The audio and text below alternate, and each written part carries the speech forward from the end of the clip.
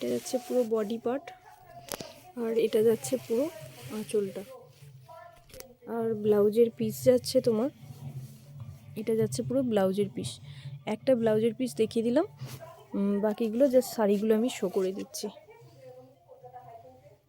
আর এই যাচ্ছে পুরো পার্টটা। আর রেখে দাও, ওটার উপরে এটা খোলো। আর একটা যাচ্ছে এরকম সবুজ কালারের উপরে, খুব সুন্দর শাড়িগুলো। এই যাচ্ছে পুরো শাড়িটা।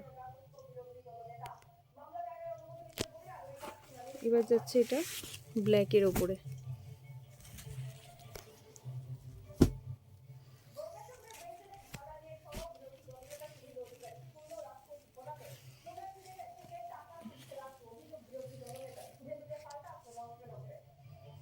যাচ্ছে পুরো শাড়িটা। আর এটা যাচ্ছে পার্পেল কালার, এটা যাচ্ছে পুরো পার্পেলের ওপরে।